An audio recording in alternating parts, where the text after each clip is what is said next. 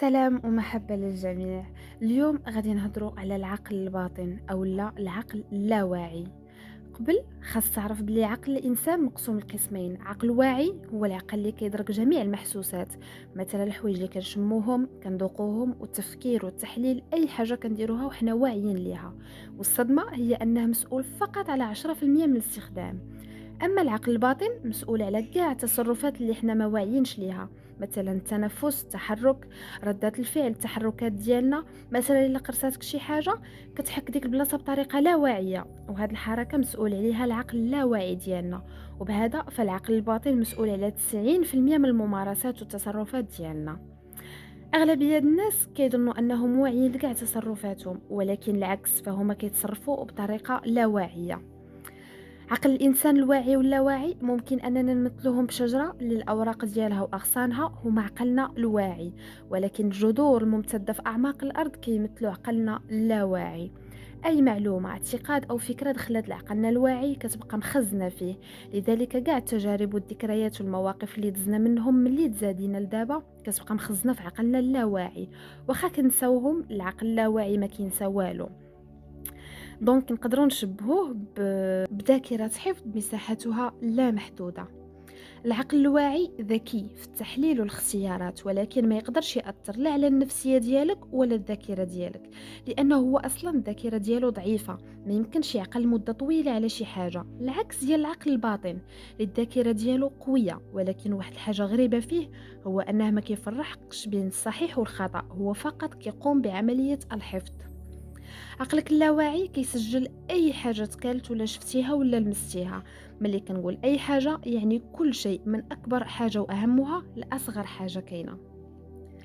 كيقول الكاتب جوزيف مورفي في كتابه قوة عقلك الباطن أن العقل الباطن هو مركز العادات والسلوكيات، وباللي انت كتفكر بعقلك الواعي، وأي حاجة كتفكر فيها بشكل متكرر واعتيادي كتغرق في عقلك الباطن اللي كيبدأ طبقا لطبيعة أفكارك. وعلى ذكر الأفكار قال: غرس الفكرة الداخل ديال عقلك ورويها بالأمل، وغادي تنمو وتزدهر مع الوقت.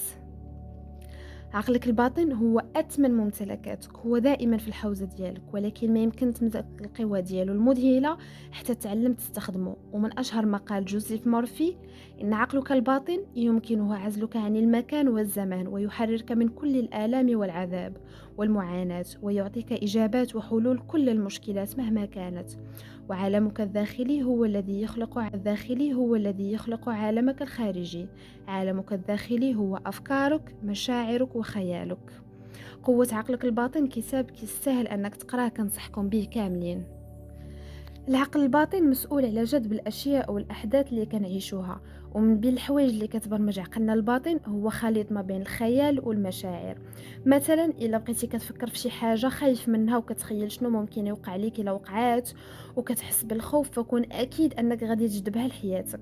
والعكس، إلا كانت كتعجبك شي حاجة وكتبقى تخيلها وكتحس إحساس زوين، فكون أكيد أنها غادي تجلى في الواقع ديالك. لهذا خصنا نردوا البال من أفكارنا والمشاعر ديالنا، لأنها كتحدد الواقع ديالنا. تاني حاجة كتبرمج العقل الباطن هي التكرار. أي حاجة كتكررها على نفسك كترسخ في العقل الباطن ديالك، ومع الوقت كتحول لسلوك وتصرف. مثلا سابقا كان عندك معتقد على راسك أنك ضعيف وغير كافي، فمجرد أنك تكرر عبارة أنا قوي، أنا كافي، مع الوقت غادي تلاحظ أن القوة بدات كتجلى في تصرفاتك وفي الواقع ديالك. الافكار ديالك كتكون الواقع ديالك. شحال ما كررتي على عقلك افكار ايجابيه ومواضيع مفيده، العقليه ديالك والواقع ديالك بشويه بشويه كيبدا يتغير. الا كنتي دائما كتفكر في افكار خايبه وعايش في الخوف، فالواقع ديالك كيوليو فيه احداث مخيفه وناس كيخوفوك اكثر. والعكس، الا كنتي كتفكر ايجابي ومعظم الوقت المشاعر ديالك كتكون ايجابيه، فكتجذب لك مشاعر واحداث واشخاص ايجابيين. فاذا الافكار والمشاعر نقدروا نعتبروهم بذره كتدخل العقل ديالنا وكتنبت، ومع مرور الوقت الثمار ديالها كيتجلاو في حياتنا. ما تخليش اي فكره واي شعور يتسلل العقل ديالك. وهذا الشيء كنشوفوه بزاف في الاخبار والميديا اللي كلها احداث سلبيه اللي كتبث في النفوس البشريه الخوف، وبذلك كيتم التلاعب بالعقول ديالنا بلا ما نحسو. لان هاد الناس اللي مسؤولين على بث الاخبار كيعرفوا مدى القوه والخطوره العقل الباطن، وبالمقابل اغلبيه العامه ما عارفينش هاد الخطوره. سيغموند فرويد عالم نفسي نمساوي كيقول بلي لا حاولتي تدرس حياة العصبيين واللي الروح ديالهم كيسود عليها التمرد والقلق، فخاصك تشوف حقيقة الانفعالات اللي ترسخت في اللا شعور أو أعماق العقل الباطن ديالهم.